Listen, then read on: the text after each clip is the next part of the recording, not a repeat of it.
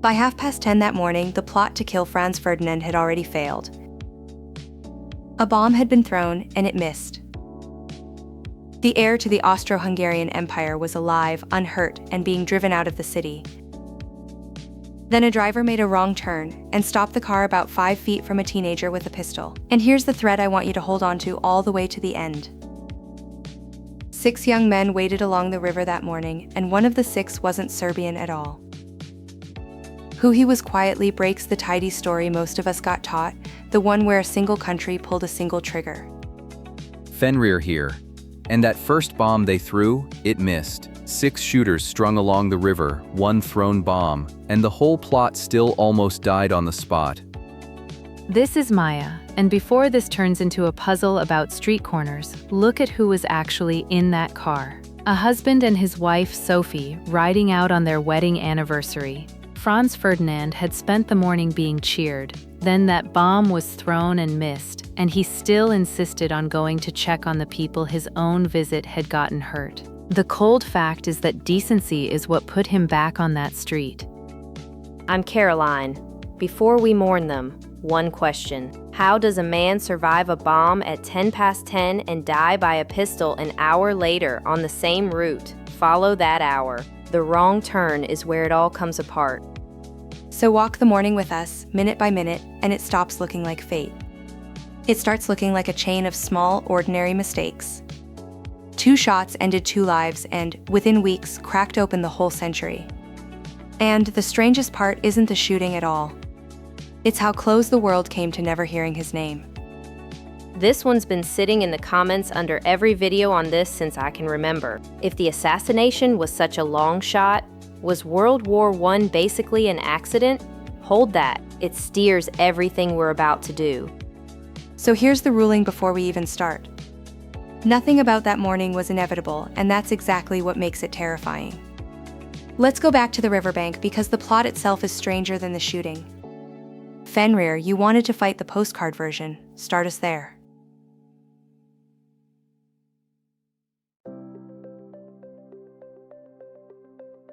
Start with who they actually were. Not soldiers, not spies, teenagers. That's the part the postcard hides. The whole cell barely out of school. A man named Danilo Ilic pulled it together on the ground in Sarajevo. He recruited the shooters and handed out the weapons the morning of. This is the one who fired. Gavrilo Princip, 19, tubercular, and deadly serious. Serious enough to shoot, not organized enough to run it. Somebody armed them. One question first. Everyone says the Black Hand armed them. How do we actually know that? Read me the line. Here's the line. 3 of the 6 were living in Belgrade that spring. They took money, weapons, and training from Black Hand operatives, then carried it all home in May. That's straight from the war archive, not a legend. Why were teenagers in Bosnia this angry at Vienna? One date, 1908. That's when Austria annexed Bosnia outright. The cold fact is, these boys grew up as subjects of an empire they never chose, watching Serbia rise free next door and wondering why they couldn't. And they picked the one day it would wound the most. June 28th is Vidovdan, the holy day Serbs mourn a defeat 600 years old, when a Serb assassin killed a sultan on the same date. Sending the Archduke to parade through Sarajevo on that exact anniversary felt, to these boys, like a boot stamped on a grave. Which means the Archduke rode into Sarajevo on that day in an open car. Somebody wanted him seen. That's the setup. The hour itself is where it falls apart. Quick, honest ask while we are here. If this has been worth your time so far, hit like, then subscribe and ring the bell. I know everyone asks, but this one is free, and it is how a small channel like this actually grows.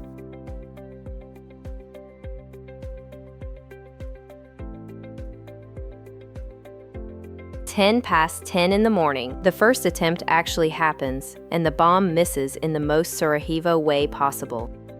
Here's the throw. Nedeljko Kabrinović lobs the bomb at the motorcade as it heads to the reception. But these are open touring cars moving at a decent clip, and it bounces off the folded roof of the Archduke's car and blows up under the one behind. He's fine. More than a dozen people in the next car and the crowd are not. And Kabrinovich swallows a cyanide capsule and jumps in the river to die a martyr. The poison's expired and the river's ankle deep. He vomits and gets dragged out. So the attack has failed. Franz Ferdinand gets to the town hall furious. He gives a stiff speech and then makes the decision that kills him. He wants to go visit the people wounded by that bomb over at the hospital.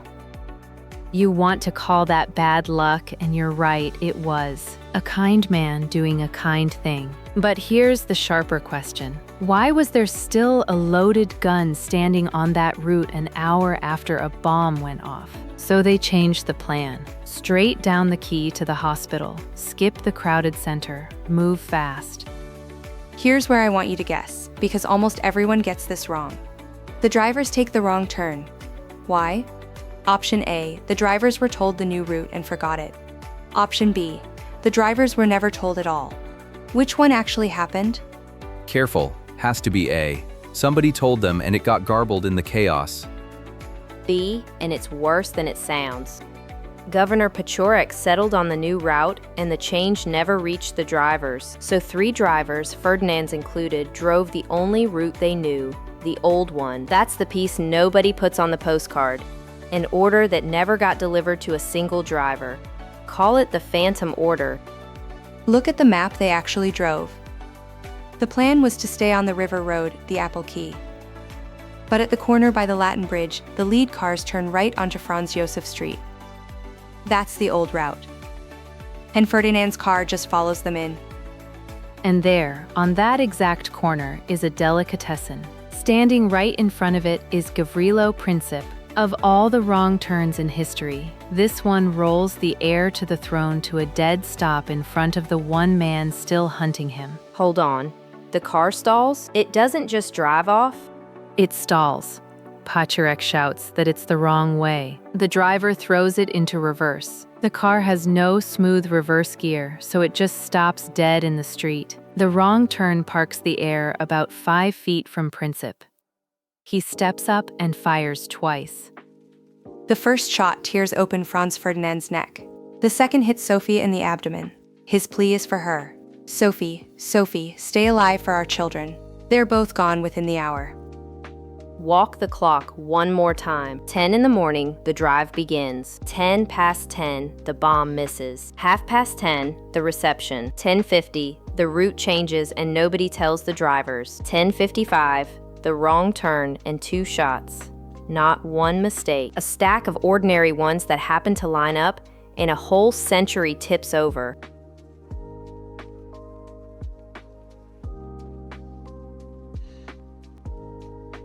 I want to stop on the most famous version of this story because I believed it for years. The one where Princip only gets his shot because he'd stepped out for a sandwich. Caroline, you looked into this. Walk me through it like I've never heard it. Gladly, and this is the part of a true crime episode where I start yelling at the screen. The sandwich is everywhere, and it's completely invented. Look at the legend against the record side by side. The legend says he got hungry, ducked into a deli for a sandwich, and there was his target by pure chance. The record? Princip's own court testimony never mentions eating a thing.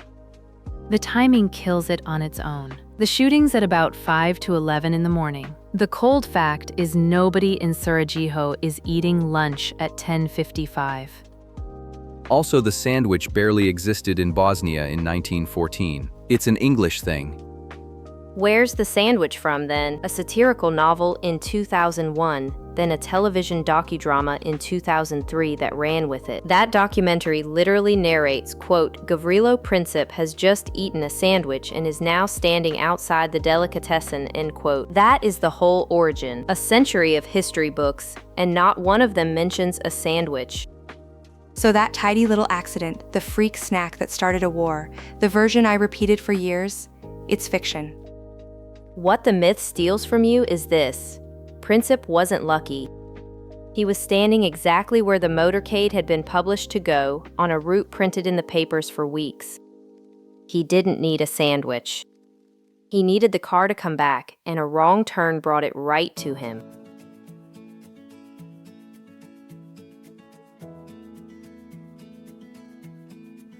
The instant the second shot lands, Princip turns the pistol on himself.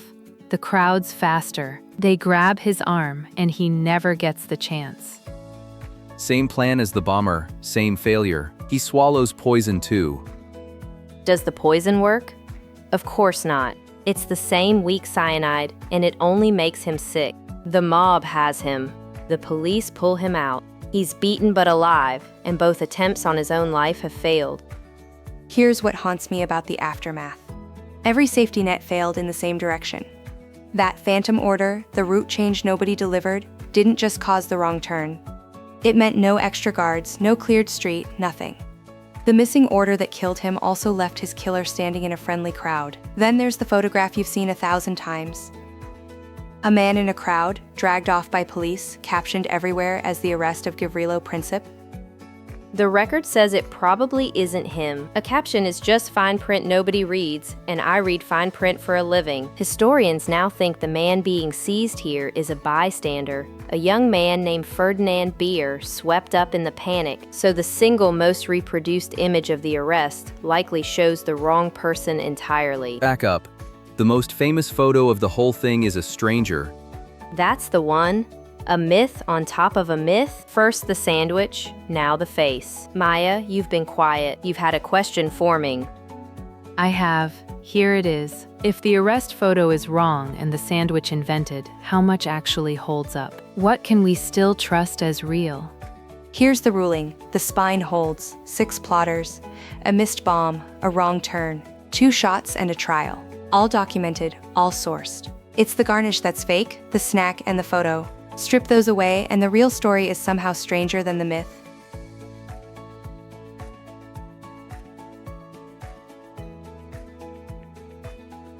Now the twist nobody expects. Princip was never executed.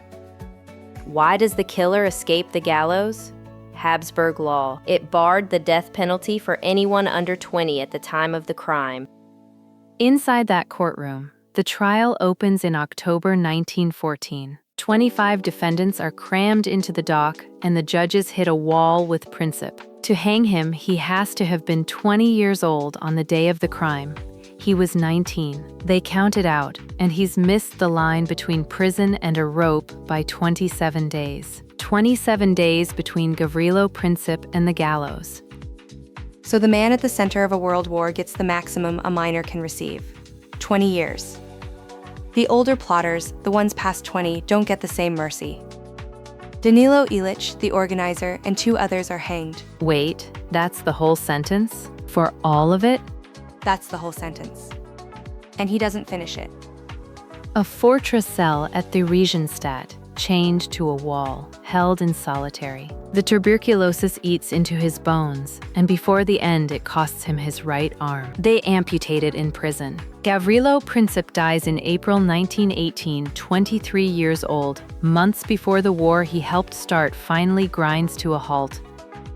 A 19-year-old with a cheap pistol and an empire that couldn't protect one man on one street. Nobody in that courtroom is thinking about the trenches yet, or the millions of names not yet carved on any memorial. But they're already coming, one declaration of war at a time.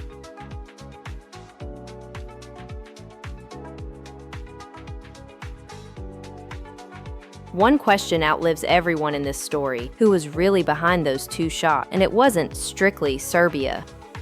So remember the thread I asked you to hold at the very top, that one of the 6 assassins wasn't Serbian at all? Here's the sharper version. All 6 of them were subjects of Austria-Hungary. Not one was a citizen of Serbia. These weren't agents of a foreign government. They were young Bosnia, a knot of radical kids, mostly Bosnian Serbs, and one Bosnian Muslim among them. That mix matters. The cold fact is the neat headline, "Serbia killed the Archduke," is a seam that doesn't hold. I sew for a living, so trust me, I know a bad seam when I see one. Pull the loose thread, and the whole group comes apart into teenagers from a movement that pulled in Serbs, Croats, and Muslims alike, not one country's army marching in step. Then why does everyone say Serbia did it? Fair question, and it needs someone who's read the actual investigation and the trial record, not the legend. I'm getting her on the line right now. Happy to help, Erica. The record's clear on this. The assassins belonged to young Bosnia. The man who armed them through the Black Hand was a rogue Serbian intelligence officer. He was acting on his own, not on his government's orders. Belgrade actually feared this plot. That distinction is the whole tragedy. A rogue network, not a state, gave Vienna the excuse it wanted. Wait, so Serbia's own government didn't order it? Correct. Serbia's prime minister got wind of it and tried weakly to warn Vienna. The plot succeeded despite the state, not because of it. Which is why calling this Serbia's crime and marching to war on it, that was a choice, not a conclusion. I want to turn this somewhere harder, because I think we've been asking the small question. Forget who fired. If the plot was this amateur, a bomb that missed, and 5 men who froze, was the war ever really about Sarajevo at all? Now you're asking the real question. Honestly, no. The wrong turn was pure chance. But the alliances and the war plans had been locked into place for years. If Princip had missed, some other summer would have handed Europe the same excuse. Sarajevo was the trigger. It was never the reason. Thanks for having me on, Erica. The strangest part survives. You can still stand in front of the exact car they died in a museum in Vienna. The green graph and stift, the roof folded down, the little dents in the body, the most ordinary object that carried 2 people into the exact wrong 5 feet of the century. So here's the one thing to carry out of all this. The First World War didn't begin with a grand plan or an evil genius. It began with a bomb that missed, an order nobody delivered, and a driver who turned the wrong way. History's biggest fire, lit by history's smallest mistakes.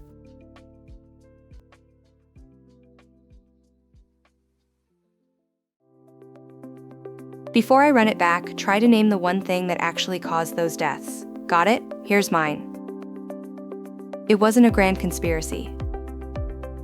It was a wrong turn on top of a message nobody delivered, and a kind man who stopped to visit the wounded. And here's what you can do with this. Next time someone calls the war inevitable, walk them through the hour. The bomb, the turn, the 5 feet. Show them how much of history turns on nobody's plan at all. And if a single wrong turn could do that, wait until you see what a single telegram did. Next time, the coded message that dragged America into someone else's war. I came in to fight the wrong turn story. I'm leaving more unsettled than when I started. I hate that. It's good. The detail I can't shake is 27 days. A man missed the gallows and beat the clock on a world war by less than a month. If you want more of these, the real anatomy of the moments that turn the world, then subscribe and hit the like button. That's the whole reason we get to keep making them. And here's the one we couldn't settle. If Franz Ferdinand had skipped the hospital and gone straight home, does the war still happen that summer? Tell us in the comments. This is Professor Erica. Thanks for watching and signing off.